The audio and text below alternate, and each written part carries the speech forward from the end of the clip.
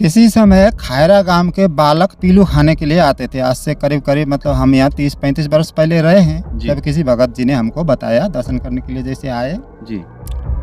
तो उन्होंने बताया कि यहाँ से कोई एक लकड़ी तक नहीं ले जा सकता, अगर कोई ऐसा करता है तो उसको अश्वत्थामा जी करके ले जा रहा था, जी। तो वो 4 कदम चलते ही खून की उल्टी कर गया। जब उसके कुटुंब के लोग आकर के बड़ी बड़ी मनौती मनाई, जब उसकी जिंदगी बची। सभी भक्तों को मेरी राधे राधे।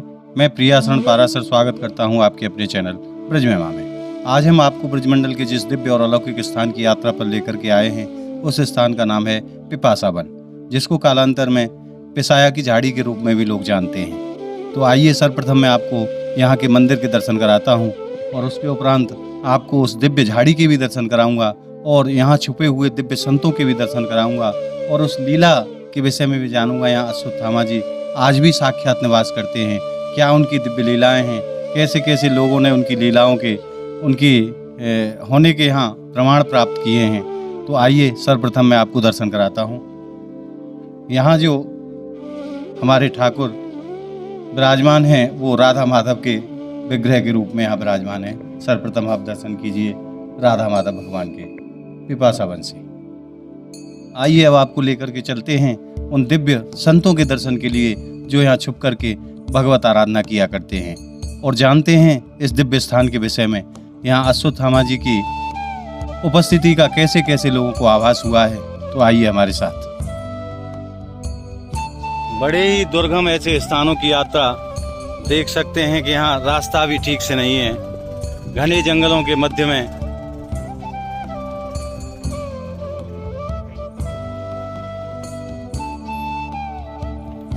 और अब हम पहुंच गए हैं पिपासा वन की सुंदर झाड़ियों के मध्य में एक स्थान जहां संत भगवान विराजते हैं। तो आइए चलते हैं हम और आप उन संत भगवान के दर्शन करें। ये देखिए आप जैसा कि दर्शन कर रहे हैं, एक बार अंदर से भी दर्शन कराना चाहूंगा। ये देखिए ऐसे स्थानों पर संत भगवान रह करके भगवत आराधना किया करते हैं।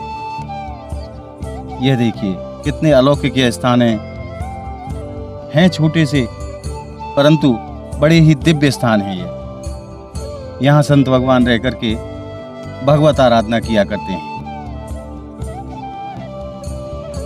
और आइए अब आपको लेकर के चलते हैं उन संत भगवान के दर्शन के लिए और जानते हैं इस स्थान के विषय में। महाराज जी राधे राधे। राधे श्याम। सर्वप्रथम प्रभु अपना शुभ नाम बताएं। मुझे यहाँ शास्त्री बाबा के नाम से जानते हैं सभी। मेरा वैसे नाम था जगन्नाथ शरण शास्त्री है जी। महाराज जी आप कितने समय से यहाँ निवास कर रहे हैं? इस झाड़ी में हम पहले 28-29 बरस पहले रहा करते थे। अब की बार तो ये कुटिया जो बनी है ये करीब करीब 1.5-2 साल से ही है जी। पहले हम झोपड़ी में रहते थे और हिंस के नीचे रहते थे। हिंस के नीचे धुनी जमा करके रहते थे। महाराज जी पहले थोड़ा सा इस स्थान के विषय में आप वर्णन करें। इसको पिपासा वन क्यों कहा जाता है और क्या क्या नाम है इस स्थान के? इस स्थान का एक नाम शांति वन भी है जी। शांति वन इसलिए कि श्री जी ने अश्वत्थामा जी को जी यहाँ पर शांति के लिए, यानी मतलब यहाँ भजन करने से तुम्हें शांति मिलेगी। जैसे जो बाल हत्या लगी है, उनके द्वारा जो बाल हत्या हो गई है, उससे उन्हें बहुत अशांति हो गई थी। हत्या के कारण सभी को अशांति होती है। तो इस वन की रखवारी जी, इसकी सुरक्षा और भजन करने के लिए ये स्थान श्री जी ने अश्वत्थामा जी को दिया है। अश्वत्थामा जी की झाड़ी के नाम से ये जानी जाती है। और इसको पिसावा या पिपासा वन कहने का मतलब ये है कि यहाँ पे नज़दीक में आपको रासमंडल है जी। रास करते समय प्रिया जी को प्यास लग गई थी। आगे उस रासमंडल के भी दर्शन हम आपको कराएंगे जो अपने आप में बड़ा ही दुर्लभ दर्शन है। और कहते हैं इस रासमंडल पर आज भी हमारी किशोरी जी अपने प्यारे श्याम सुंदर के साथ मध्य रात्रि में नित्य रास किया करती हैं। तो इसमें वर्तमान के जो कुछ भी मतलब यहाँ पे चमत्कार देखने को मिलती है जी। तो वर्तमान के चमत्कार तो ये है कि यहाँ की जो सूखी लकड़ी जी कोई भी बाहर नहीं ले जा सकता। कच्ची लकड़ी काटने की तो बात छोड़ दीजिए, सूखी भी नहीं ले जा सकते। सूखी लकड़ी भी कोई बाहर नहीं ले जा सकता। गांव के लोग यदि यहाँ की लकड़ी ले जाने की छूट हो तो ये साल भर 6 महीना में बराबर कर दें, बिल्कुल। पर यहाँ की कोई लकड़ी, एक लकड़ी नहीं लेके जा सकता। ये अश्वत्थामा जी का आन है इसमें। जी। कोई ना कोई अनहोनी घटना उसके साथ में हो जाती है। बहुत कुछ तो मतलब कोई ऐसा अपने जीवन का कोई वृत्तांत महाराज बताएं। ऐसा हमने देखा तो नहीं, सुना है। जिस समय हम 28-30 साल पहले जब यहाँ रहे जी। तो खायरा गांव का कोई नास्तिक प्रवृत्ति का कोई व्यक्ति आकर के अरे यहाँ क्या है, कुछ नहीं है, ऐसे कहते हुए किसी पेड़ को काट करके ले जा रहा था। जी। तो वो 4 कदम चलते ही खून की उल्टी कर गया। जब उसके कुटुंब के लोग आकर के बड़ी बड़ी मनौती मनाई, जब उसकी ज़िंदगी बची, अश्वत्थामा जी से क्षमा याचना की, तब वो स्वस्थ हुआ। तो फिर उसके बाद में प्रशासन ने भी यहाँ पे कोई फैक्ट्री खोलने के लिए, जैसे सोडा फैक्ट्री, एक खारी ज़मीन है, जी। सोडा फैक्ट्री खोलने के लिए या कछु बसाने के लिए कोशिश किया था, परंतु वो भी अश्वत्थामा जी ने सफल नहीं होने दिया, उनकी गाड़ी प्रवेश नहीं होने दिया। नहीं।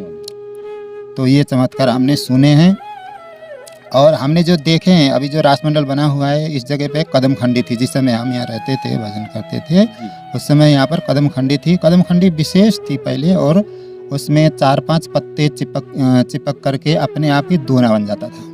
जय हो। जिस दोने में ग्वारिया लोग प्रसाद पाते थे तोड़ जी। तोड़ करके। तो आपने अपनी आंखों से देखा था जी ये? हाँ। और अभी जो रासमंडल बना है जी। इसके बीचों बीच रासमंडल बनने के बाद में भी पेड़ एक था, वो सूख गया। जी। फिर उसके बाद में टायर लगाते समय उसको हटा दिया गया। ये रासमंडल एक प्रकार से गायब हो चुका था पहले। जी। तो पिसाया गांव का ही कोई भगत विदेश में रहता है, जी। उसको श्री जी ने स्वप्न दे दिया। जी। स्वप्न में उसे कहा कि मेरा जो रासमंडल है वो गायब हो रहा है, जी। तुम उसका जीर्णोद्धार करो। जब वो विदेश से यहाँ आया, यहाँ आकर के उसने यहाँ के बड़े बुजुर्गों से पूछा कि श्री जी की रासमंडल जो है ये झाड़ी में कौन सी जगह पे है। जी। तो श्री जी ने एक बात और बताई थी कि वहाँ पे मेरा चरण चिन्ह भी मिल जाएगा। जी। तो ये रासमंडल की जगह बिल्कुल नीचे, धरती से भी नीचे हो गई थी। जी। बरसात में पानी भर जाता है पूरी झाड़ी में। जी। तो यहाँ आकर के श्री जी के चरण चिन्ह भी दिखे और बुजुर्गों ने बताया यही रासमंडल है। तो उसने बड़े भक्ति भाव से रासमंडल बनाया, फिर पीछे टाइल भी लगाए और अभी रासमंडल बहुत बढ़िया है। हम रोज ही न जा करके यहाँ से लेकर के रासमंडल तक, परिक्रमा तक, रास्ता पर झाड़ू लगा करके साफ करते हैं। एक लास्ट आपसे एक आखिरी प्रश्न पूछूंगा कि आप समस्त जनमानस को अपनी वाणी के माध्यम से क्या संदेश देना चाहते समस्त जनमानस को जो भी इस झाड़ी में आमे, हैं? यहाँ पे हनुमान जी के सेना रहते हैं। जी। हनुमान जी की सेना तो समझ गए आप। जी। जी। वानर के रूप में।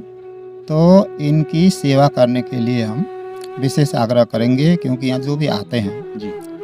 तो वो सेवा करने के लिए फल फलारी ला करके इनको खिलाते हैं। ये भगवत सेवा ही है एक प्रकार से, क्योंकि ये भगवान की सेना है और जीव मात्र भगवान के ही स्वरूप है। देखो संतों के कैसे सुंदर, मैंने जहाँ तक सुना है कहते हैं संत हृदय नवनीत समाना।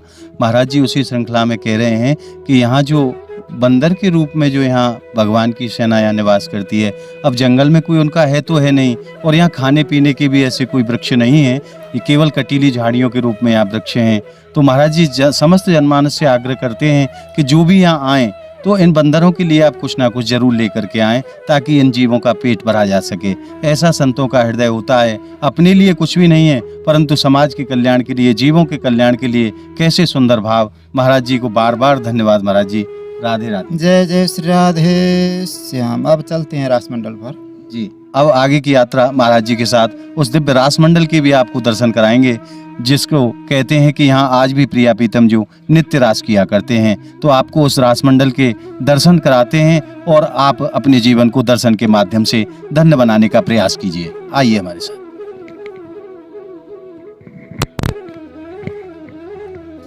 कहते हैं बिना भगवत कृपा के ऐसे संतों के दर्शन भी नहीं हो पाते जीव को। जी महाराज। अब देखिए आपको लेकर के चलते हैं उस दुर्गम स्थान पर जहां हमारे प्यारे श्याम सुंदर अपनी राधा रानी के साथ नित्य रात्रि में रास किया करते हैं। उस स्थान को आपको दिखाने के लिए लेकर के चलते हैं। देखिए कैसा दुर्गम यह स्थान है।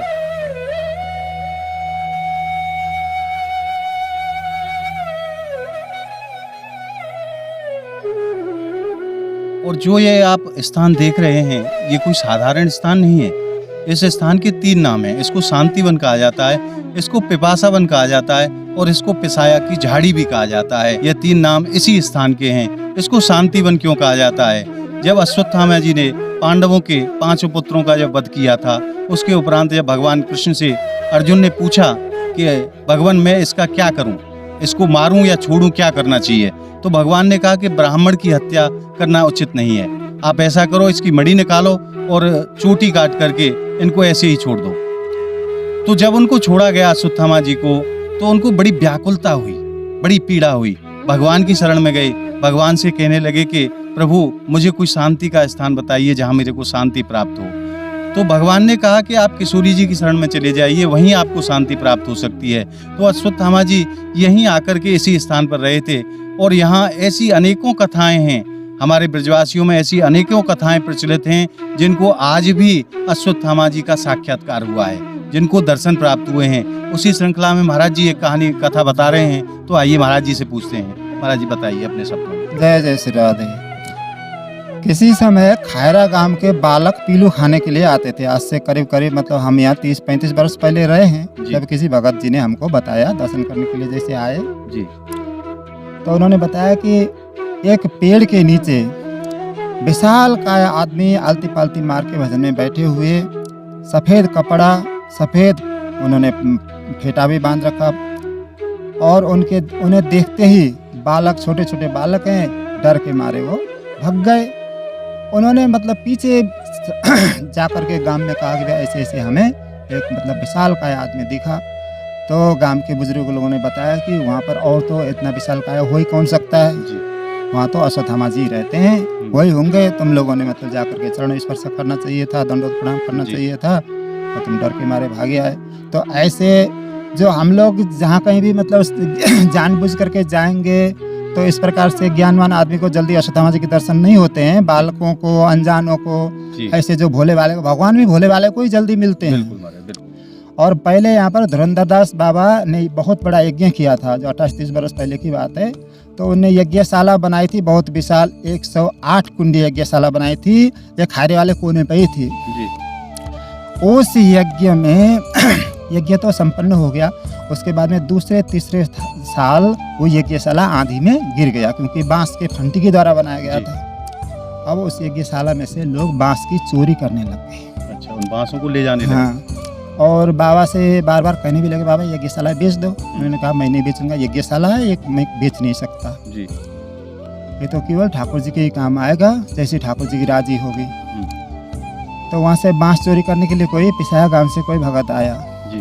तो वहाँ एक विशाल बिजार ने उसके ऊपर में आक्रमण किया, वो जान बचा करके भगा और जाकर के गांव में कहा भाई आदमी बांस चोरी करने के लिए गया था। तो वहाँ एक विशाल बिजार ने हमको भगाया। अब ये बात धुरंधर बाबा को पता चल गया। उन्होंने जाके माइक में अनाउंस कर दिया कि कोई भी एक दिन का भी उस यज्ञशाला में से नहीं उठावे, जो कोई उठावेगा उसे मतलब दंड दिया जाएगा जी। तो वो यज्ञशाला के जो जितने भी मतलब बांस फंटी थे वो केवल संतों की कुटिया बनाने के काम आए। हाँ, और किसी ने भी चुराया नहीं। तो आपने सुना कि यह कोई साधारण स्थान नहीं है, इस स्थान की बड़ी ही दिव्य और अलौकिक महिमा है। जैसा कि पूज्य महाराज जी ने अपने शब्दों के माध्यम से हमें बताया कि यहाँ से कोई एक लकड़ी तक नहीं ले जा सकता। अगर कोई ऐसा करता है तो उसको अश्वत्थामा जी स्वयं दंडित किया करते हैं। ऐसी इस दिव्य पावन भूमि की महिमा है। आप जब भी आएँ तो यहाँ दर्शन के लिए एक बार जरूर पधारें। ऐसे दिव्य स्थान को आप घर बैठे प्रणाम करें ब्रज महिमा चैनल के माध्यम से।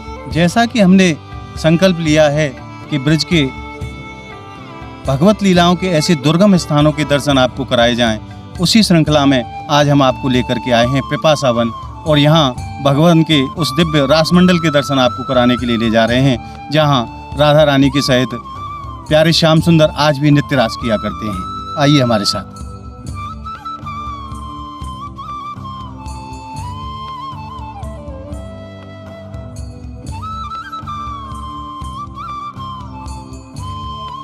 यह यात्रा हम संत भगवान के सानिध्य में कर रहे हैं।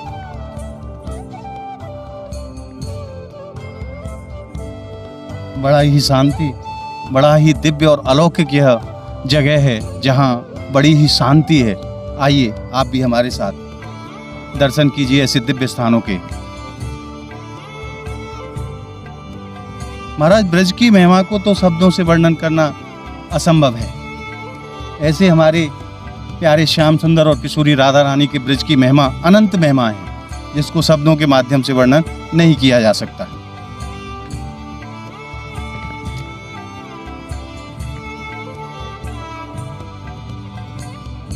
दुर्गम रास्तों से चलते हुए अब हम पहुंच गए हैं ठीक उस स्थान पर जहां वह दिव्य स्थान विराजमान है, और आपको दिखाते हैं उस दिव्य रासमंडल के दर्शन भी आपको कराते हैं, जहां आज भी किशोरी जी अपनी सखियों के साथ नित्य रास किया करती हैं हमारे साथ।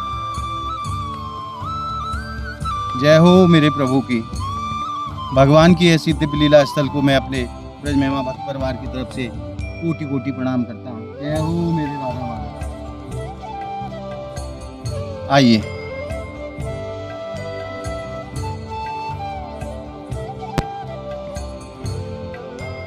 आप भी दर्शन कीजिए उस दिव्य स्थान के, जहां हमारी राधा रानी अपने प्यारे श्याम सुंदर के साथ आज भी इसी स्थान पर दिव्य रास किया करती हैं, जैसा कि हमें संत भगवान ने बताया। महाराज जी, अपने श्री मुख से आप थोड़ा सा व्याख्या करें। इस रासमंडल की विशेषता ये है कि अभी रासलीला अभिनय करने वाले जो मंडली होते हैं वो इस स्थान पर रास नहीं कर सकते जी। यहाँ पर केवल साक्षात ठाकुर जी श्री प्रिया प्रीतम अपने क्या कहते हैं नित्य राशि कर सकते हैं। और कभी भी इस रास मंडल में जो लीला अभिनय करने वाले हमारी रास मंडली है ब्रजवासियों की जी। वो इसमें कभी भी रास आज तक हुआ नहीं न किया जी।